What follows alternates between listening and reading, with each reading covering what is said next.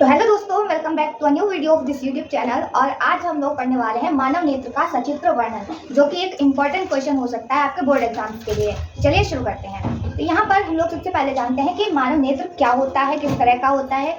ठीक, तो एक खोखले गोले की तरह होता है ये, जैसा कि आप यहाँ पर चित्र में देख सकते हैं। ठीक, तो इसकी सबसे पहले हम इसको डायग्राम से समझा देंगे, ठीक है, और उसके बाद में हम इसको थ्योरी के साथ में समझाते चलेंगे। ठीक, तो सबसे पहले यहाँ पर क्या है, आपको दिख रहा होगा 3 लेयर्स होती हैं, 3 परतें होती हैं। ठीक, तो पहली परत होती है ये जो यहाँ से खींचते हैं, वो हल्की होती है लाइन। ठीक, यहाँ पर ट्रायंगल टाइप से बन जाता है नीचे के लिए। ठीक, उसके बाद में दूसरी जो परत हमारी आती है वो क्या होती है, वो थोड़ी सी डार्क हो जाती है। क्योंकि उसका नाम होता है रक्तक पटल, और वो काली होती है, काले रंग की झिल्ली, इसलिए उसको रक्तक पटल कहा जाता है। उसके बाद में सबसे ऊपरी परत जो होती है वो बहुत मजबूत होती है, इसलिए उसका नाम होता है दृढ़ पटल। ठीक, यहाँ पर 3 परतें होंगी, कौन कौन सी, एक पहली वाली दृढ़ पटल, उसके बाद में उसके नीचे वाली रक्तक पटल, और उससे सबसे नीचे वाली होती है रेटिना, वो भी झिल्ली जैसी होती है। ठीक, उसके बाद में यहाँ पर आते हैं, यहाँ पर ये जो रेटिना है, रेटिना के बीच में यहाँ पर लेंस दिख रहा है। ठीक है, इसको ये जो चीज दिख रही है आपको, ये होता है लेंस। ठीक, उसके बाद में यहाँ पर ये जो 2 चीजें दिख रही हैं, ये होती है आइरिस। ठीक, तो आइरिस का काम क्या होता है, इससे कलर वगैरह चेंज होता है। किसी किसी की आंखों का कलर थोड़ा सा नीला हो जाता है या थोड़ा सा भूरा हो जाता है, वो इसी वजह से होता है, आइरिस की वजह से। ठीक है, और उसके बाद में ये जो उसके बीच का भाग दिख रहा है, ये यहाँ पर छोटा सा जो भाग होता है उसको बोलते हैं पुतली। ठीक है, उसके बाद में यहाँ पर आपको ये चीज दिख रही है, यहाँ पर चांद जैसा बना दिख रहा है, इसको बोलते हैं कॉर्निया। ठीक है, ये भी पतली सी झिल्ली ही होती है।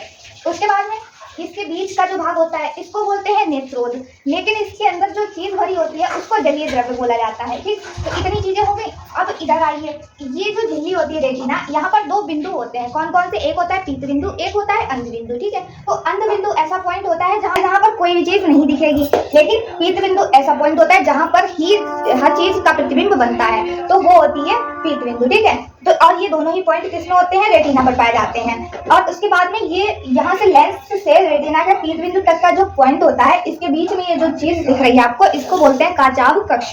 ठीक, अब काचाभ कक्ष होता है, इसलिए इसमें जो द्रव्य भरा होता है इसको काचाभ द्रव्य बोल देते हैं। ठीक है, तो ये थोड़ा सा ऊपर ऊपर हमने डायग्राम से समझाया है। अब इसके थ्योरी पे बढ़ते हैं। तो मानव नेत्र, मनुष्य का नेत्र एक विशेष प्रकार का प्रकाशित यंत्र होता है। प्रकाशित यंत्र यानी कि जिसका प्रयोग हम लोग प्रकाश के द्वारा किसी चीज को देखने के लिए करते हैं। ठीक, तो उसके निम्नलिखित भाग होते हैं, कौन कौन से, पहला होता है दृढ़ पटल, सबसे ऊपरी भाग जो है वो दृढ़ पटल होता है, मैंने भी बताया।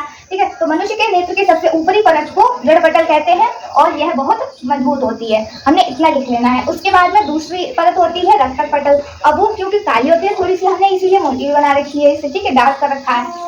तो रक्तक पटल क्या होता है, दृढ़ पटल के अंदर लगी काले रंग की झिल्ली को रक्तक पटल कहते हैं। ये कैसी होती है, काले रंग की होती है।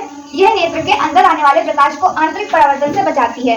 क्या होता है कि अगर हम लोग का सारा प्रकाश अंदर चला जाएगा, रक्तक पटल ना हो, तो वो आंतरिक परावर्तित भी हो सकता है। ठीक है, तो उससे ये बचाता है। ठीक, तो इसके बाद में आता है कॉर्निया। कॉर्निया में क्या होता है, ये चीज जो दिख रही है आपको, ये है कॉर्निया। ये पारदर्शी झिल्ली होती है, यानी कि यहाँ पर देखा जा सकता है, इस तरह की होती है और उभरी हुई होती है, आपको दिख रही होगी थोड़ी सी उभरी हुई है इसलिए। ठीक है, तो प्रकाश यहीं से प्रवेश करता है डायरेक्टली, जब कोई भी चीज हम लोग देखते हैं तब यहाँ से जाती है। ठीक, उसके बाद में आती है आइरिस।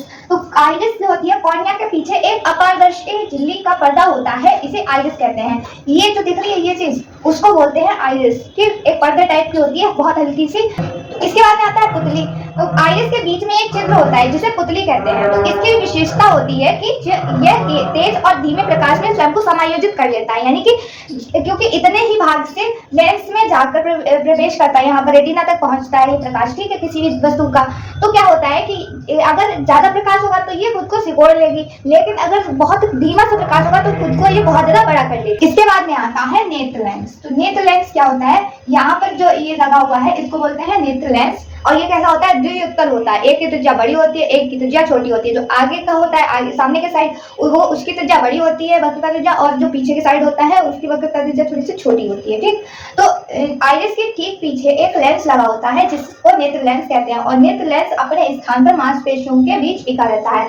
इधर और इधर से जो मांसपेशियां होती हैं उनकी वजह से वो अपनी जगह पर रहता है। ठीक है, इसके बाद में आता है नेत्रोद तथा जलीय द्रव्य। ठीक, तो ये क्या होता है, कॉर्निया तथा लेंस, यहाँ से से हमने कॉर्निया से लेकर लेंस तक जितनी भी चीजें पढ़ी हैं वो सब पढ़ ली, लेकिन इसके बीच का ये जो भाग है ये नहीं पढ़ा।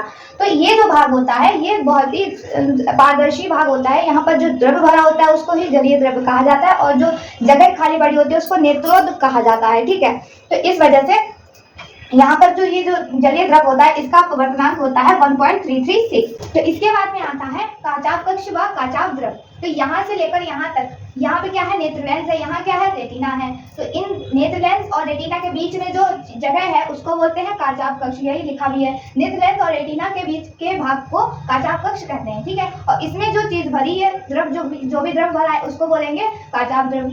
लिखा भी है क्या कि इसमें उच्च अपवर्तनांक वाला द्रव होता है जिसको कहते हैं काचाव द्रव। ठीक, इसके बाद में क्या आता है, रेटिना। ठीक, अब नेत्र लेंस हो गया, ये भी हो गया, इसके बाद में आएगी रेटिना। ठीक है, तो रेटिना क्या होता है, रक्तक पटल के ठीक नीचे। पहले क्या था, दृढ़ पटल, उसके बाद रक्तक पटल, उसके बाद क्या है, रेटिना है, तो रेटिना है। ठीक, तो रक्तक पटल के नीचे व नेत्र के सबसे अंदर की झिल्ली को रेटिना कहते हैं।